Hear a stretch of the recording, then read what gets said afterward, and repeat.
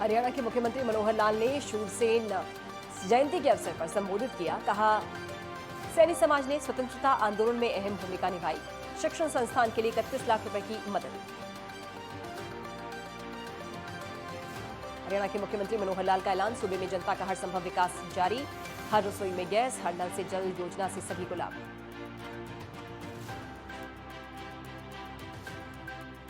मुख्यमंत्री मनोहर लाल का बड़ा बयान। कहा, सूबे में योग्यता के आधार पर युवाओं को मिली नौकरी।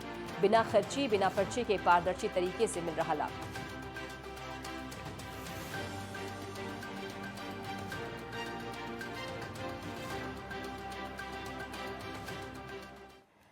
वंदे मातरम। मैं पूजा शुक्ला आपके साथ। हमारा खास बुलेटिन हरियाणा हलचल में आपका स्वागत है। इस खास बुलेटिन में आपको हरियाणा की प्रगति की खबरों से अवगत कराएंगे। इसमें देखेंगे आप बदलते हरियाणा की झलक। हरियाणा के हिसार में शूरसेन जयंती को बड़े ही धूमधाम के साथ मनाया गया। कार्यक्रम को संबोधित करते हुए सीएम मनोहर लाल ने कहा कि देश की स्वतंत्रता में सैनी समाज की अहम भूमिका है। इस दौरान सीएम मनोहर लाल ने कहा कि सैनी समाज के शिक्षण संस्थान के लिए मुख्यमंत्री निधि से 31 लाख, कैबिनेट मंत्री कमल गुप्ता और डिप्टी स्पीकर रणबीर गंगवा के स्वैच्छिक कोष से 11-11 लाख रुपए की घोषणा की गई है। कार्यक्रम में मंत्रियों के साथ तमाम अधिकारी मौजूद रहे। महाराज शूरसेन जयंती पर सीएम ने संबोधित किया और कहा कि समाज के हर काम में सैनी समाज का योगदान है। स्वतंत्रता आंदोलन में अहम भूमिका निभाई है सैनी समाज ने। शिक्षण संस्थान के लिए 31 लाख की मदद का भी ऐलान किया। मुख्यमंत्री ने सावित्रीबाई फूले के नाम पर शिक्षण संस्थान, धर्मशाला के लिए एक प्लॉट की भी घोषणा की है। उन्होंने कहा कि आज़ादी में हर देशवासी का अहम योगदान है। सावित्रीबाई फूले ने शिक्षा की अलग जगाई है। उन्होंने कहा कि हर रसोई में गैस है, हर नल से जल योजना भी लोगों को लाभ पहुंचा रही है। सरकार ने योग्यता के आधार पर नौकरी दी है, बिना खर्ची, बिना पर्ची के। जहां तक महाराजा शूरसेनी जी का जो इतिहास हमने पढ़ा है, बहुत ही प्राक्रमिक और बहुत ही वेदों के ज्ञाता, प्रतापी, न्यायप्रिय, एक धर्मात्मा, इस प्रकार के प्रजापालक वो राजा थे। और राज्य में उनके समय पूर्ण समाजवाद था। उत्पादन के साधन समस्त समाज की भलाई में काम आते थे। इस प्रकार की और उनको राज करने की जो पद्धति प्रक्रिया थी वो उस समय हमने की। राजा शूरसेन सैनी जी, इनका जो क्षेत्र है मथुरा का इलाका है और उस मथुरा के क्षेत्र के अंदर आज भी उनकी मान्यता जिस प्रकार से बताई जाती है, बहुत ऐतिहासिक तौर पर उनको लोग वहां याद करते हैं। वहां पर उन्हीं के नाम पर सौर सैनी भाषा और उन्हीं से आगे चल करके ये जो शूरसेनी वंश है, जिसके हम सब सैनी समाज के नाते वंशज हैं, ये वहां शुरू हुआ। शूरसेनी जाति की जो प्रशंसा है न केवल इतिहास में बलती है, बल्कि महाभारत के में भी शूरसेनियों का ये यश जो है ये गाया जाता है। हमारा जो इतिहास है बहुत गौरवशाली है और उसके अधीन हम जितना भी काम करते रहे हैं, हमें ऋग्वेद में श्रेणी नामक वीर जाति का जो वर्णन मिलता है, उसी वंश में चलकर महाराजा शूरसेनी ने शूरसेनी गण की ये स्थापना की थी। सैनी समाज ने सामाजिक क्रांति के अग्रदूत महात्मा ज्योतिबा फुले, भारत की प्रथम महिला शिक्षिका सावित्रीबाई फुले जैसे समाज सुधारक और श्री लक्ष्मीदास जी जैसे संत, बल्लभगढ़ रियासत के सेनापति गुलाबचंद सैनी जी जैसे वीर योद्धा, बिहार के सामाजिक क्रांति के सूत्रधार बाबू जगदेव प्रसाद कुशवाहा जैसे समाज सेवक और बहुत प्रसिद्ध नाम हमने सुना है हॉकी के जादूगर मेजर ध्यानचंद कुशवाहा जैसे खिलाड़ी, परमवीर चक्र विजेता कैप्टन गुरुबचन सलारिया, परमवीर चक्र विजेता सूबेदार जोगेंद्र सिंह सैनी जी जैसे वीर सैनिक और चंडीगढ़ जिस नाम से ख्यात है, प्रसिद्ध है, प्रख्यात है, ऐसे कलाकार जो चंडीगढ़ स्थित रॉक गार्डन के निर्माता हैं पद्मश्री नेकचंद सैनी जी, भारत में बाघों की जनसंख्या और उनके अस्तित्व को बचाने के लिए कार्य करने वाले पद्मश्री कैलाश चंद सांखला जी जैसे वन्य प्राणी संरक्षक, ऐसे अनेक महापुरुष अपने समाज में ऐसे हुए हैं। हमें अपने इन जो महापुरुषों का, वीरों का, इनकी जब जीवनी पढ़ते हैं तो वास्तव में माथा ऊंचा होता है, गौरव से हम अपने सीने को चौड़ा करते हैं। स्वतंत्रता आंदोलन में भी सैनी समाज का बहुत बड़ा योगदान रहा है। आजाद हिंद फौज में सेनानी सरदार महंगा सिंह सैनी और अजीत सिंह सैनी जैसे सेनानी इसी समाज ने दिए हैं। वास्तव में देश का इतिहास इन सेनानियों का और हमारी आजादी के आंदोलन से भरा पड़ा है। 1857 की पहली जो स्वतंत्रता की जो लड़ाई थी, उस समय समाज के वीरों ने कितना बड़ा योगदान किया है। लेकिन एक दुर्भाग्यपूर्ण कथा ऐसी भी कभी कभी सुनने को मिल जाती है, और बड़ी दुर्भाग्यपूर्ण इसलिए मैं कह रहा हूं कि अभी अभी ये जो यात्रा चल रही है, जो राहुल गांधी के नाम से यात्रा चलाई जा रही है, कल ही अजमेर में जो हमारे कांग्रेस के अध्यक्ष हैं, उन्होंने क्या कहा कि हमने आजादी दिलाई है। वो आजादी का श्रेय इंदिरा गांधी, राजीव गांधी, इनके अलावा बाहर जाके निकल के देखते नहीं है। ये जो अनगिनत क्रांतिकारियों का मां भारती के बलिदान के लिए जो काम किया है, वास्तव में इस प्रकार का खेदजनक बयान कभी देना नहीं चाहिए। देश की आजादी में बहुत बड़े क्रांतिकारियों का, वीरों का जो योगदान रहा है, हम सबको इतिहास के साथ खिलवाड़ नहीं करना चाहिए। हमको सबको याद रखना चाहिए, सबके प्रति आदर का भाव ऐसा ही हमको लेकर के चलना चाहिए। वास्तव में सैनी समाज ये हमारा बहादुर समाज है। समाज की सत्य और अहिंसा की महान परंपराएं हैं। पूर्वजों ने दया, धर्म और त्याग के ऊंचे आदर्श ये ऐसे काम किए हैं। समाज की एक बड़ी आबादी महाभारत से पहले भी खेतीबाड़ी का काम करती रही है। वास्तव में राजा कुरु ने जब कुरुक्षेत्र में हल चला करके खेती का काम शुरू किया था, उस समय भी बड़ी संख्या में सैनी समाज उस क्षेत्र के अंदर पहले से खेतीबाड़ी का काम ये करता रहा है। जैसा हम देखते हैं कि देश के निर्माण में सैनी समाज का योगदान ये बहुत प्रशंसनीय है। जैसा हम जानते हैं, आजादी के बाद यानी एक प्रकार से पहली जो हमारी महिला शिक्षिका है, जिनको हम बहुत आदर से याद करते हैं, ऐसा नाम भी ये शिक्षिका सावित्रीबाई फुले जी के नाम से और ये उस समय आता है। इस प्रकार से जो मैंने पहले जिक्र किए हैं, ऐसे महान पुरुषों में जो शिक्षा के बारे में विचार है, वो बहुत ही एक प्रकार से सराहनीय है।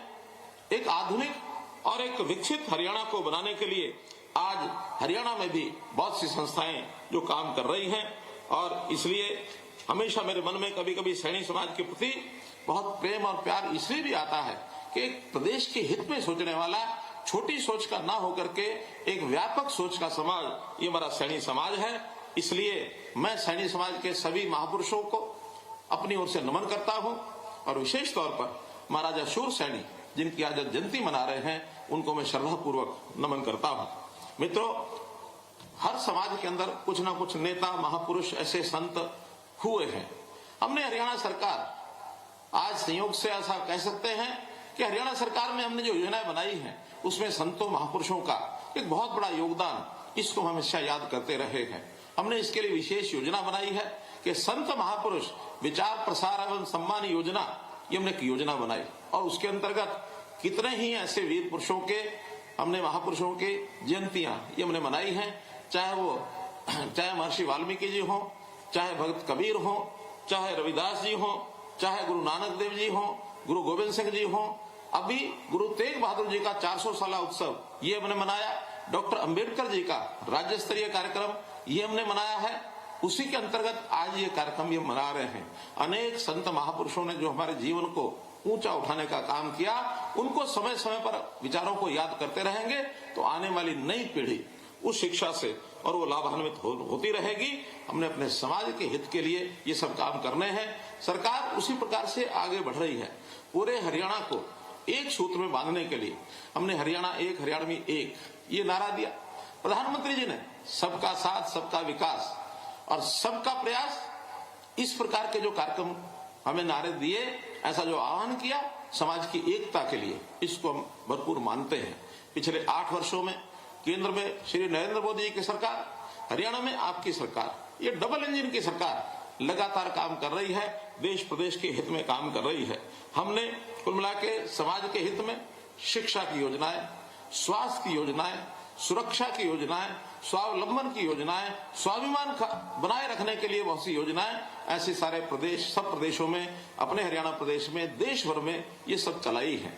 आखिर इसको क्रियान्वित करने के लिए व्यवस्था परिवर्तन के काम भी बहुत किए हैं, क्योंकि 8 वर्ष पूर्व जब हम देखते हैं कोई भी छोटा काम भी अगर घर का परिवार का कराना होता था, जितने सदस्य होते थे आधे सदस्य तो लाइन में लग के खड़े रहते थे, दफ्तरों के चक्कर काटते थे, काम के होते नहीं थे, जूती घिस जाती थी। लेकिन इन सब चीजों को हमने ठीक करने के लिए नई नई योजनाएं व्यवस्था परिवर्तन की है।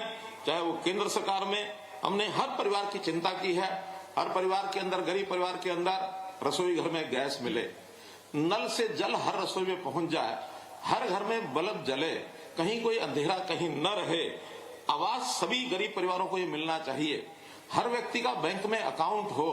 यानी कितने क्रांतिकारी कदम किए हैं जो जब दुनिया के लोग देखते हैं कि भारत जिस गति से आगे बढ़ रहा है और समाज में ईज ऑफ लिविंग का जो एक पैमाना तय किया गया है, लोग दिन प्रतिदिन अपने जीवनचर्या को यानी सरल कर रहे हैं, आसान हो रहे हैं। हमारे यहाँ का हैप्पीनेस इंडेक्स ये बढ़ रहा है, लोग सामान्यतः आनंदित रहें, खुश रहें, इस प्रकार की और हमारी कार्य पद्धति करने का काम हम कर रहे हैं।